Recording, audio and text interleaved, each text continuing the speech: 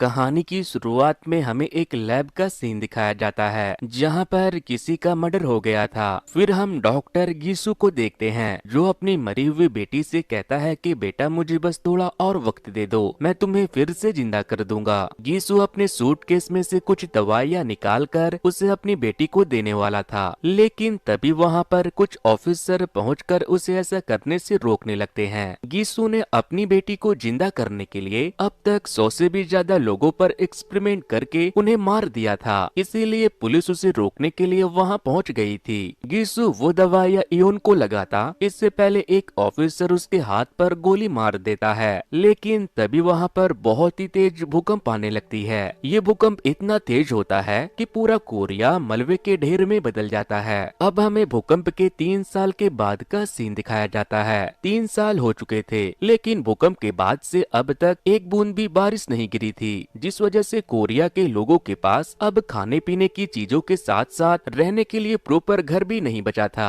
इसीलिए अब सभी लोगों को टेंट में रहना पड़ रहा था। अब हम जीवन नाम के एक लड़के को खाने के लिए किसी चीज की तलाश करते हुए देखते हैं। तभी उसकी नजर एक बड़े से क्रोकोडाइल पर पड़ती है। जीवन अपने तीर में आग लगाकर उसे क्रोकोडाइल के आंखों में मार देता है, लेकिन इससे वो क्रोकोडाइल बहुत ही गुस्सा हो जाता है और जीवन के ऊपर हमला कर देता है। जीवन उससे बचने के लिए एक कार में घुस गया था, लेकिन वो क्रोकोडाइल कार में भी घुसने लगता है। तभी सैन नाम का एक आदमी क्रोकोडाइल की पूंछ पकड़कर उसे कार से बाहर निकालता है और उसे अपनी तलवार से काटकर उसके 2 टुकड़े कर देता है। जीवन और सैन एक दूसरे को पहले से जानते थे। अब हम सोना नाम की एक लड़की को देखते हैं। भूकंप के बाद सोना के परिवार में बस वो और उसकी दादी ही जिंदा बची थी, मगर उसकी दादी अक्सर बीमार रहा करती थी। दादी कहीं से गंदा पानी कलेक्ट करके लाती है, जिसे वो चारकोल से अपने घर पर ही फिल्टर करती है।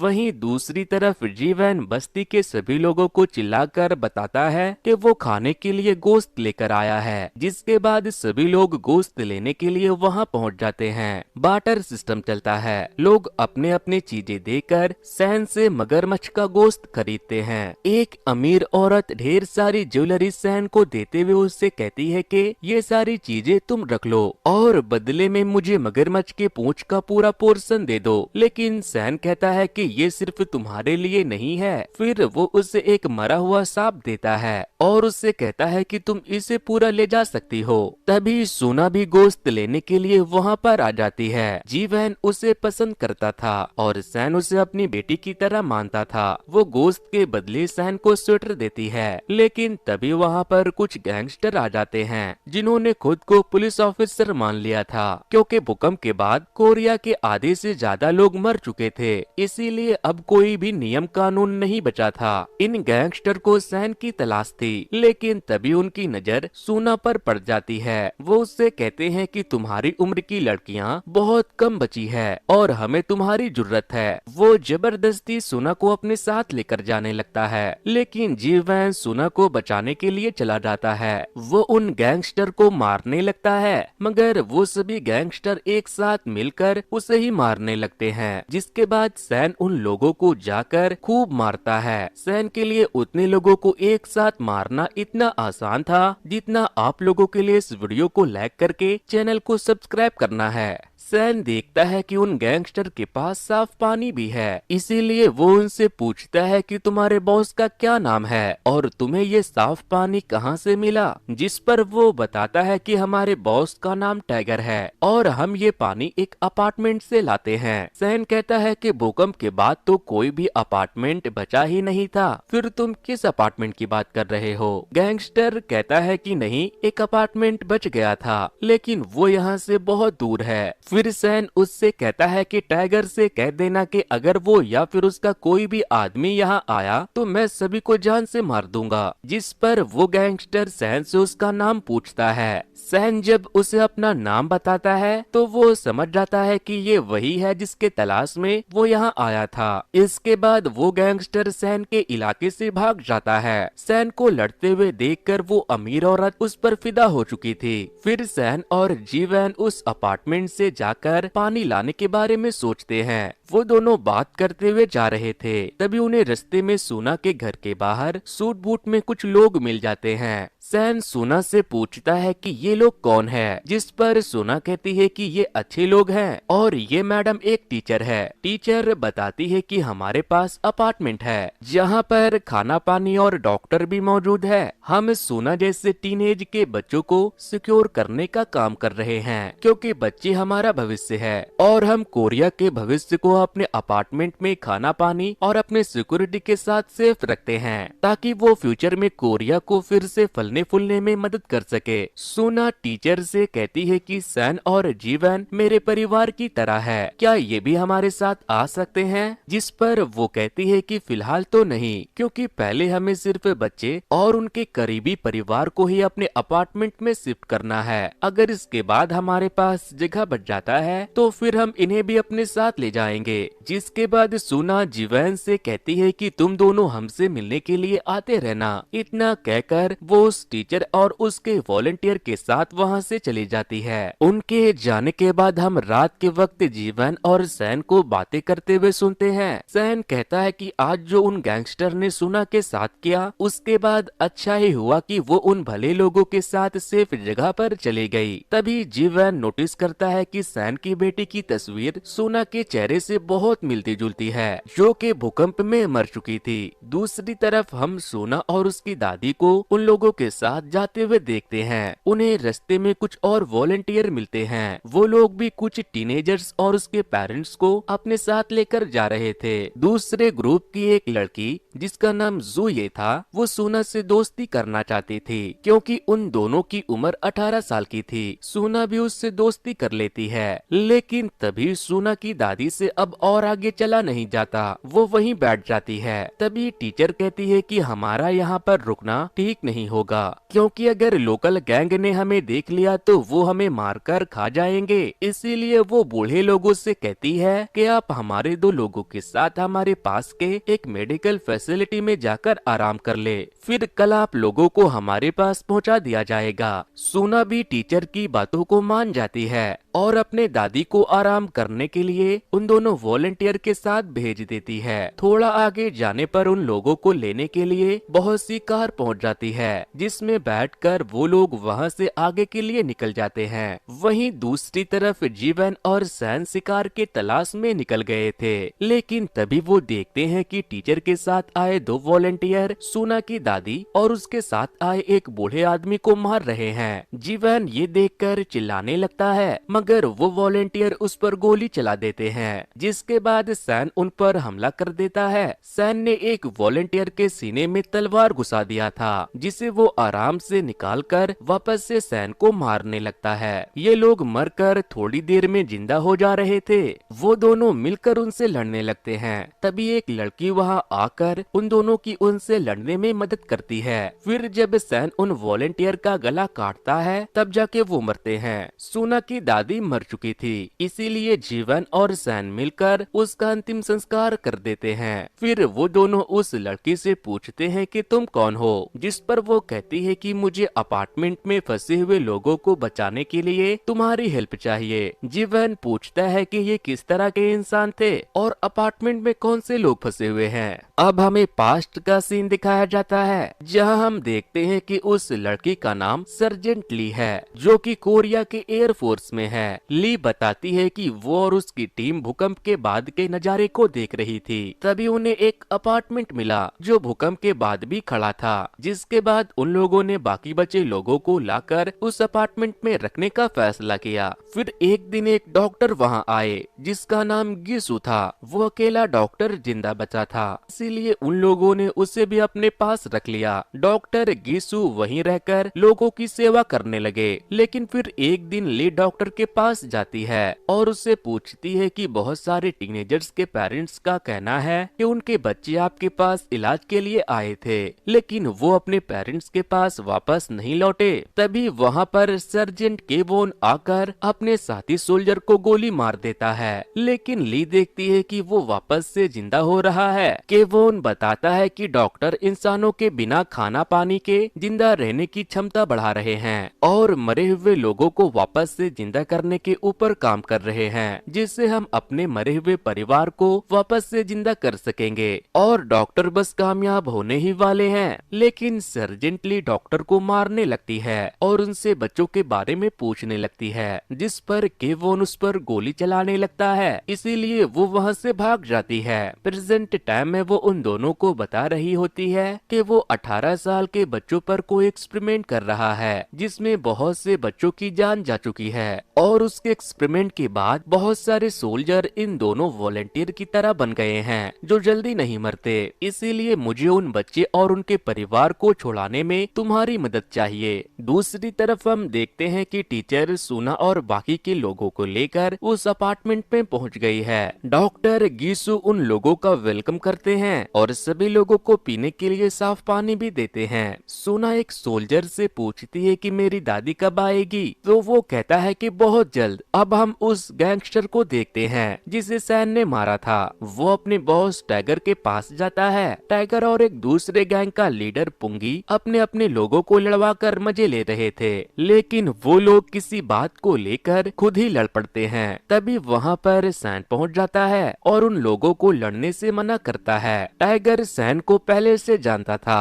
क्योंकि वो टाइगर की वजह से ही जेल गया था, इसीलिए उसने अपने आदमियों को उसे मारने के लिए भेजा था। टाइगर पुंगी से कहता है कि अगर तुमने इस गोरिल्ला को मार दिया तो मैं अपने सारे आदमियों को तुम्हें दे दूंगा। जिसके बाद उन लोगों के बीच लड़ाई शुरू हो जाती है। सैन, जीवन और ली तीनों मिलकर पुंगी और टाइगर के आदमियों को मारने लगते हैं। दूसरी तरफ टीचर सभी लोगों को अपने साथ लेकर जाती है। फिर वो सभी लोगों को बताती है कि स्टूडेंट्स अपने परिवार के साथ नहीं बल्कि बाकी के स्टूडेंट के साथ 8th फ्लोर पर रहेंगे और उनके पेरेंट्स 1st फ्लोर पर रहकर छोटे मोटे काम करेंगे। सुना कहती है लेकिन मैं तो अपनी दादी के साथ रहना चाहती हूँ, जिस पर वो कहती है कि तुम्हें उनसे मिलने का मौका दिया जाएगा, लेकिन तुम उनके साथ नहीं रह सकती क्योंकि परिवार के साथ होने से तुम्हारे फ्यूचर पर इफेक्ट पड़ेगा। जिसके बाद बाकी के पेरेंट्स भी उनके बातों को मान जाते हैं। फिर वो बच्चों को अलग और उनके पेरेंट्स को अलग लेकर जाते हैं। पेरेंट्स को वो लोग एक बड़े से हॉल में लेकर जाते हैं, जहाँ पहले से रह रहे कुछ टीनेजर बच्चों के पेरेंट्स हाथों से गंदे पानी को साफ करके पीने लायक बना रहे थे।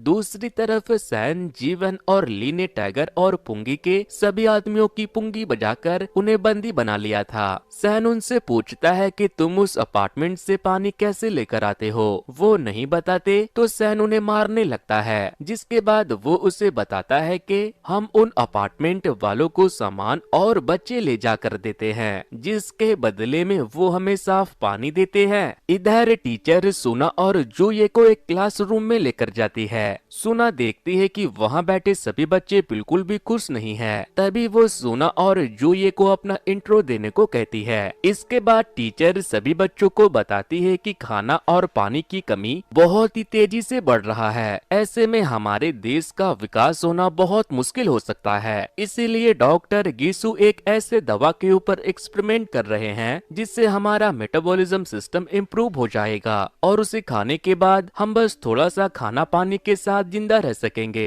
फिर वो सभी बच्चों से पूछती है कि क्या कोई है जो डॉक्टर के इस एक्सपेरिमेंट में मदद करना चाहेगा, जिस पर जो ये कहती है कि हाँ, मैं उनकी हेल्प करूंगी। इसके बाद सभी बच्चों को खाना और पानी दिया जाता है, लेकिन सुना वो पानी नहीं पीती। तभी वहाँ पर डॉक्टर गीसू आते हैं। टीचर डॉक्टर से कहती है कि जो आपके एक्सपेरिमेंट में मदद करना चाहती है, जिस पर डॉक्टर उसे 3 घंटे के बाद अपने लैब में आने के लिए कहता है। तभी सुना डॉक्टर से पूछती है कि मेरी दादी कब आएगी। डॉक्टर कहते हैं कि डोंट वरी, वो बहुत जल्दी आ जाएगी। मगर सुना चिल्लाने लगती है। वो कहती है कि मैं कब से यही सुनती आ रही हूँ, लेकिन वो अब तक नहीं आई। टीचर उसे शांत कराती है और कहती है कि उनकी तबीयत बहुत ज्यादा खराब हो गई थी, इसीलिए उन्हें यहाँ आने में 2 दिनों का वक्त लगेगा। फिर रात को जब वाटर प्यूरिफाइंग प्लांट में सभी पेरेंट्स की शिफ्ट चेंज होती है, तो जूये के मॉम डैड केवोन से कहते हैं कि हमें हमारी बेटी से मिलवा दो,